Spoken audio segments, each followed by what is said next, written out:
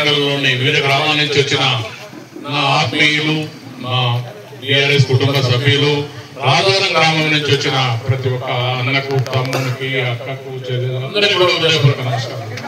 సరే, already late అయినట్టుంది, నేను మీకు 2-3 విషయాలు చెప్తాను.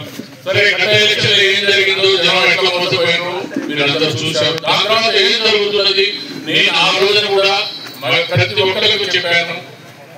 మట్టికి పోయినా ఇంటి మనిషి పోవాలి. ఈ రోజు ఎలక్షన్ మిమ్మల్ని చిన్న సమస్య ఉన్నా, మంచి చెడున్నా పలకరించి నాలుగు ఉన్నారా?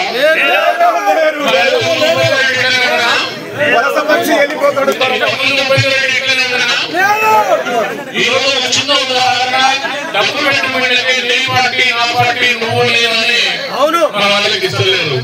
కానీ మీరు ఎప్పుడైనా చూసారా ఏ ఊళ్ళైనా ఈ గ్రామం మనకు పెడితే లేకపోతే ఈ పార్టీ మా పార్టీ వాళ్ళకు ఏదైనా సహాయం చేయకుండా ఉన్నాడా? పార్టీలకు అతీతంగా, కులాలకు అతీతంగా, మతాలకు అతీతంగా అందరికీ సహాయం చేస్తాం. నిజమా కాదా?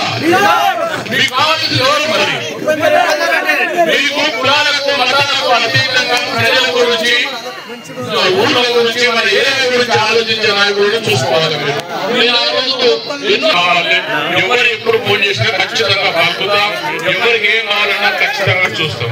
సరే, మన వాళ్ళు అనుకున్న వాళ్ళు కూడా చాలా మంది ఈ రోజున మోసం చేసి ఏదో ఆశపోతున్నారు. సరే, పోయిన వాళ్ళు పోయినారు, ఊళ్ళో మన వాళ్ళు మనకేం ప్రాబ్లం లేదు. మిమ్మల్ని ఎవరైనా బెదిరిస్తే నేను ఒకటే చెప్తున్నా, మీరు గుర్తుపెట్టుకోండి. నా ఆశయం, నా అభిమతం, నా కోరిక జనానికి సహాయం చేయడం, జనం కోసం పనిచేయటమే. అట్లానే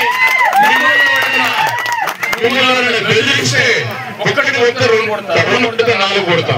మీరు అక్కడ భయపడకండి. ఎవరు మన రోజులకు వచ్చేటోళ్ళు లేరు, ఎవరు రారు. జనం మనకు ఉండదు, జనం మన కోసమే ఉంటారు. జనం ఖచ్చితంగా ఎవరైనా బెదిరించేది